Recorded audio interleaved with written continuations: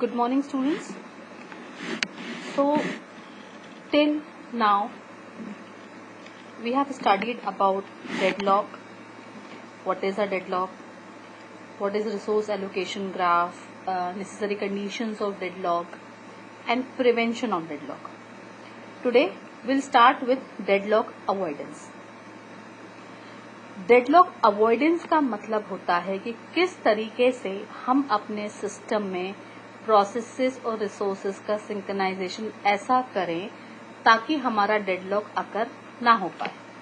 तो उसके लिए एक एल्गोरिदम हमारे डेडलॉक अवॉइडेंस में यूज होती है, that is the bankers algorithm. Bankers algorithm में क्या होता है? This algorithm is used to test for safety, simulating the allocation for determining the maximum amount available for all resources. In short, एक line में मैं इसको समझाना चाहूंगी आप लोगों को कि बैंकर्स एल्गोरिदम में हम ये देखते हैं कि हमारे दो एल्गोरिदम इसके अंदर यूज होती हैं, safety algorithm and resource request algorithm. तो जो सेफ्टी एल्गोरिदम होती है उसमें यह होता है कि हम अवेलेबल रिसोर्सेज में से किस तरीके से अपने प्रोसेसेस को एग्जीक्यूट कराएंगे ताकि हमारा जो सिस्टम है वो डेडलॉक्ड ना हो, मतलब वो डेडलॉक सिचुएशन में ना आए। तो इसलिए हम अपनी बैंकर्स एल्गोरिदम को यूज करते हैं। इसका नाम बैंकर्स एल्गोरिदम इसीलिए रखा गया कि it is majorly used in the banking system to avoid deadlock. That means it helps you to identify whether a loan will be given or not. Means जो लोन प्रोसीजर होता है उसके लिए banking sector में आपकी bankers algorithm use होती है। But हमें उस साइट नहीं जाना है, हमें अपनी बैंकर्स एल्गोरिदम देखनी है कि हमारे सिस्टम में वो कैसे डेडलॉक को अकर होने से रोके। इस पर्टिकुलर टॉपिक जो है हमारा बैंकर्स एल्गोरिदम, इसमें हमारा थोड़ा न्यूमेरिकल पोर्शन आता है, पर डोंट वरी, बहुत ईजी है, आपसे आराम से हो जाएगा। सबसे पहले हम देखेंगे कि हमारे बैंकर्स एल्गोरिदम में तीन चीजें होती हैं। पहली होती है मैक्स, दूसरी एलोकेटेड और तीसरी अवेलेबल। ये कंडीशन बताती है कि at particular period of time जब भी हमारे सिस्टम पे काम चल रहा है, प्रोसेसेस हैं, एग्जीक्यूट हो रही हैं, तो हमने सबसे पहले किया कि जो मैक्स टेबल है वो हमें ये बताएगी, हमने इनिशियली सारे प्रोसेसेस से ये इन्फॉर्मेशन ले ली है कि उनको मैक्सिमम कितने रिसोर्सेज की रिक्वायरमेंट है जब वो अपना प्रोसेसिंग करेंगे। ठीक है। एलोकेटेड टेबल हमको ये बताती है कि उस पर्टिकुलर टाइम पर कितने रिसोर्सेज एलोकेटेड है उस प्रोसेस को। जैसे अगर मैं कहूँ प्रोसेस P1 के पास 10 रिसोर्सेज हैं, तो दैट मीन्स 10 रिसोर्सेज जो उसको एलोकेटेड है उसके पास। और लास्ट जो आता है हमारा टेबल वो कहलाता है हमारा अवेलेबल। दैट मीन्स कि एलोकेशन के बाद सिस्टम के पास कितने रिसोर्सेज हैं जो फ्री अवेलेबल हैं। अभी हम क्वेश्चन देखेंगे इसका, तो आपको और अच्छे से क्लियर होगा चीज। नाउ ये एक सिंपल मैंने एक्सप्लेन किया है कि क्या होते हैं ये अवेलेबल, मैक्स, एलोकेशन और नीड टेबल। देख लीजिए एक बार। Let n be the number of processes in the system and n and m be the number of resource type। मतलब n हमारे पास नंबर ऑफ प्रोसेसेस में और m जो है वो एक नंबर ऑफ रिसोर्स है हमारे पास। ठीक है, रिसोर्स का एक टाइप है। अवेलेबल को इन्हें डिफाइन किया, it is a 1D array of size m indicating the number of resources of each type। मतलब साइज m है उसका, मतलब कितने रिसोर्सेज की कितनी कॉपीज है हमारे पास वो बताता है। सपोज करो मेरे पास दो रिसोर्सेज हैं, एक प्रिंटर है, हमने एग्जांपल ले लिया, एक प्रिंटर है और एक टेप ड्राइव है। तो अवेलेबल जो है फील्ड वो ये बताएगी कि आपके पास कितने अवेलेबल हैं, कितने फ्री रिसोर्सेज हैं एलोकेशन के बाद। ठीक है, सपोज 10 प्रिंटर है मेरे पास, 10 टेप ड्राइव है मेरे पास, तो उसमें से फ्री अवेलेबल कितने मीन्स, फ्री अवेलेबल मीन्स अभी वो उसे कोई यूज नहीं कर रहा, सिस्टम के पास अवेलेबल है। अगर कोई एक्स्ट्रा उसको रिक्वायरमेंट जनरेट करेगा तो सिस्टम उसको अवेल करा देगा, दे देगा। ठीक है। नेक्स्ट है मैक्स। मैक्स मतलब बताता है कि सिस्टम में प्रोसेसेस को कितनी मैक्सिमम डिमांड हो सकती है रिसोर्सेज की। ये हो भी सकती है और नहीं भी हो सकती है, depend upon the type of work the system the process performing. Next आता है एलोकेशन। एलोकेशन टेबल ये बताता है कि कितनी आपकी प्रोसेस रिसोर्सेज एलोकेटेड है प्रोसेस को। और लास्ट आता है हमारे पास नीड। नीड का हमारा फॉर्मूला है need equals to maximum minus allocation. मतलब ये जो मैक्सिमम टेबल है इससे हमें एलोकेशन टेबल को माइनस करेंगे तो हमारा नीड टेबल आएगा, जो हमें करेंटली सिचुएशन बताएगा कि हर प्रोसेस को और कितनी नीड है रिसोर्सेज की। ये कंफ्यूज मत होइए, हम अभी क्वेश्चन देखेंगे, आपको अच्छे से समझ में आएगा। अब ये बैंकर्स के अंदर मैंने आपको बताया था कि 2 एल्गोरिदम हमारी यूज होती है, that is safety algorithm and resource request algorithm. Safety algorithm क्या बोलती है? This algorithm is use for finding out whether the system is in safe state और नॉट। मतलब हम सेफ्टी एल्गोरिदम अप्लाई करके ये कैलकुलेट करते हैं कि हमारा जो सेफ सीक्वेंस आएगा, मतलब अगर मैं कहूं 5 प्रोसेस है, उन 5 का मैंने सेफ सीक्वेंस निकाला, नंबरिंग ऑर्डरिंग ऊपर नीचे हो गई, सपोज करो P2 पहले आ गया, P3 आ गया, फिर P5 आ गया, फिर P1 आ गया, फिर P3 आ गया। तो अगर मैं उस सीक्वेंस में हमारे प्रोसेसेस को एग्जीक्यूट कराऊंगी तो मेरा एक सेफ सीक्वेंस आएगा जिससे कि मेरा डेडलॉक अकर नहीं होगा। ठीक है, ये नीचे पूरी एक्सप्लेन की गई है कैसे सेफ्टी एल्गोरिदम वर्क करती है। ये मैं आपको न्यूमेरिकल के थ्रू बताऊंगी ताकि आपको अच्छे से समझ में आएगा। नेक्स्ट हम इसमें जो दूसरी एल्गोरिदम यूज होती है वो कहलाती है मेरे रिसोर्स रिक्वेस्ट एल्गोरिदम।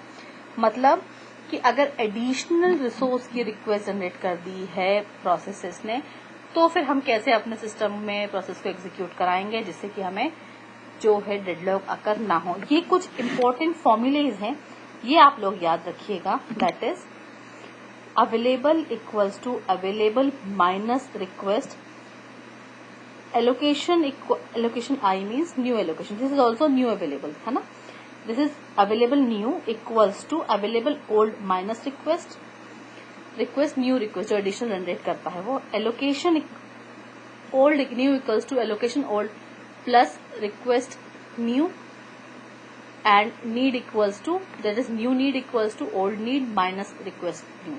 ये आप बस अभी के लिए ये फॉर्मूलेज याद कर लीजिए आप। अब मैं क्वेश्चन आपको बताने जा रही हूँ जिससे आपको अच्छे से समझ में आएगा। सबसे पहले हम क्वेश्चन समझेंगे, क्वेश्चन क्या कह रहा है देखिए ध्यान से सभी लोग। Consider a system with 5 process P0 through P5, that is हमारे पास अभी 5 प्रोसेस हैं P0 से लेके P4 तक एंड 3 टाइप के रिसोर्स है हमारे पास A, B, C। मतलब कि कोई भी टाइप के रिसोर्स होते हैं, जैसे एक प्रिंटर ले लो, एक टेप ड्राइव ले लो, एक डिस्क ड्राइव ले लो, ठीक है। बट मैंने इनको नाम दे दिया A, B, C, ठीक है। ए टाइप के मेरे पास 10 रिसोर्सेज हैं, 10 इंस्टेंसेस, मतलब ए टाइप के 10 रिसोर्स हैं। अगर ए प्रिंटर है तो मेरे पास उस टाइम पे 10 प्रिंटर है। B5 दैट इज बी का 5 टेप ड्राइव है और C अगर डिस्क ड्राइव है तो हमारे पास 7 C टाइप का रिसोर्स, ठीक है। तो ये क्वेश्चन है। Suppose at time T0 following snapshot of the has been taken. अब सपोज एक टाइम T0 पे ये स्नैपशॉट है, मतलब ये करंट सिचुएशन है। अब मुझे इसमें कैलकुलेट करना है सबसे पहले नीड। देखो पहले इसको समझो आप क्वेश्चन को। एलोकेशन टेबल बता रहा है कि P0 के पास A टाइप का एक भी अवेलेबल नहीं है, B टाइप का एक अवेलेबल है, C टाइप का एक भी अवेलेबल नहीं है रिसोर्स। सिमिलरली P1 में बता रहा है कि A टाइप के इसके पास 2 रिसोर्सेज हैं, B टाइप के 0, C टाइप के 0। ऐसे ये पूरे बता रहा है अप टू P4 एलोकेशन। मतलब उस टाइम 0 पे इतने प्रोसेसेस एलोकेटेड है इन प्रोसेस को। मैक्सिमम टेबल ये बताता है कि इतनी मैक्सिमम रिक्वायरमेंट हो सकती है। यहाँ पे पहले ही एक मैक्स अपन कैलकुलेट कर लेते हैं, इनिशियली हर प्रोसेस से ले लेते हैं कि उनको मैक्सिमम कितनी रिक्वायरमेंट पड़ सकती है हर रिसोर्स की।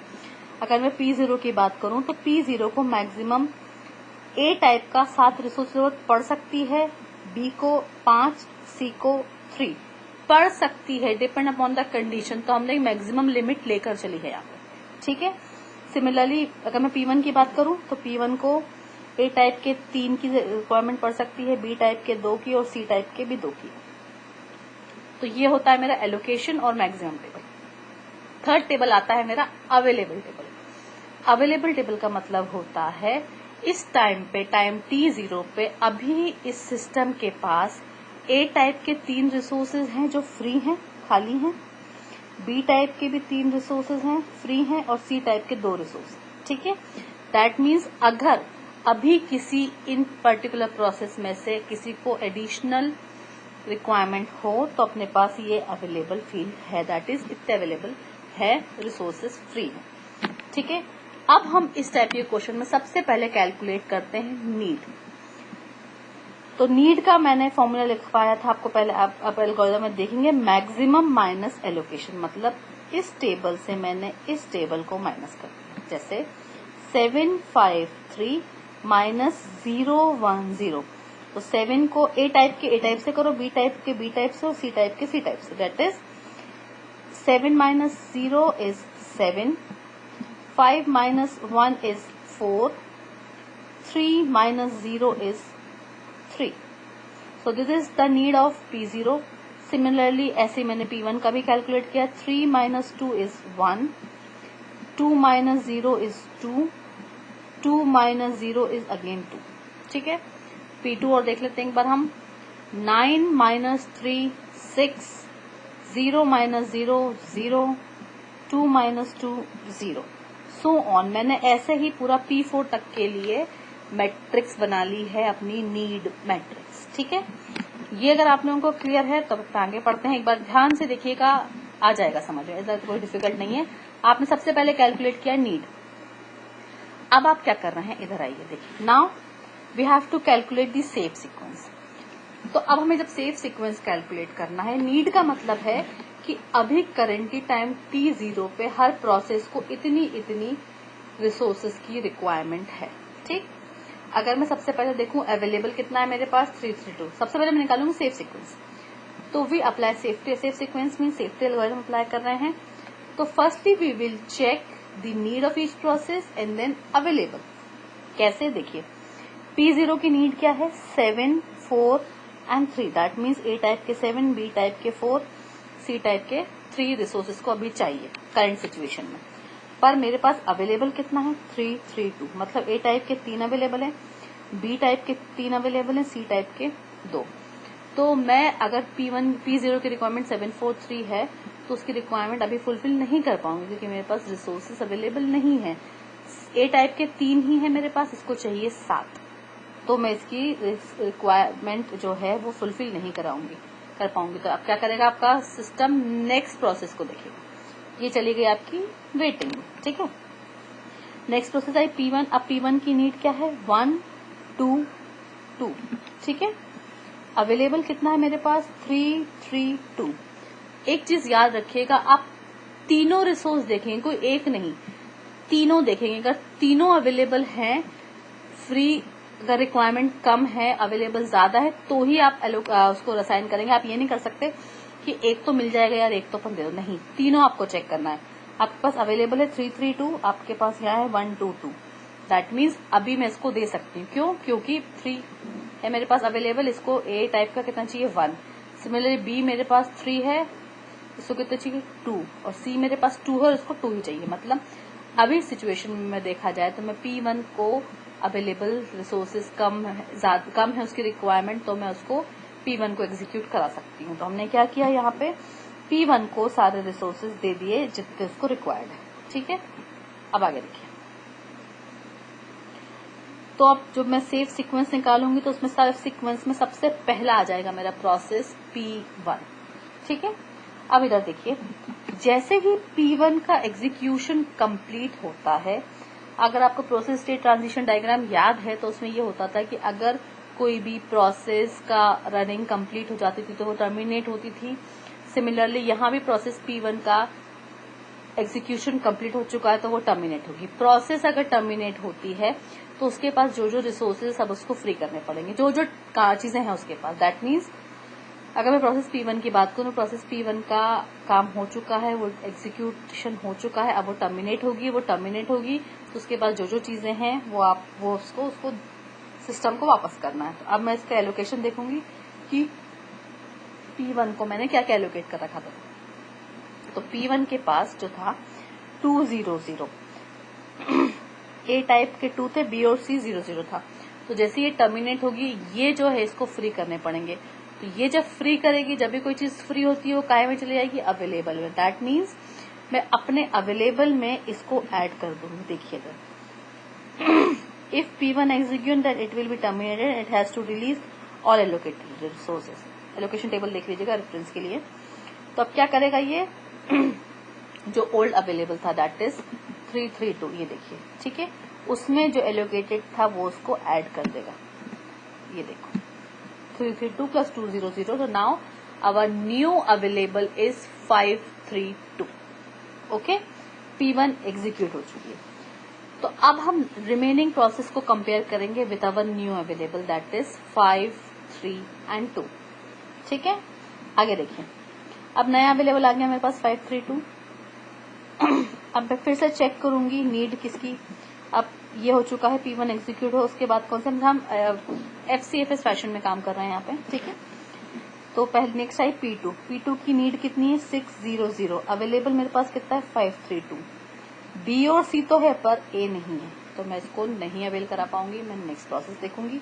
अब नेक्स्ट प्रोसेस आ गया मेरे पास P3 की नीड 011, अवेलेबल 532। दैट मीन्स अब मैं P3 को एग्जीक्यूट करा सकती हूँ, तो मैंने यहाँ P3 को एग्जीक्यूट करा दिया। मेरे सेव सीक्वेंस में P1 के बाद P3 आ गया। नाउ जैसे ही P3 एग्जीक्यूट होगा उसको अपने सारे एलोकेटेड रिसोर्सेज हैं वो फ्री करने पड़ेंगे। तो उसको 211 एलोकेटेड था, तो मैंने यहाँ पे अपने अवेलेबल में 211 को प्लस कर दिया। Now new available is 743।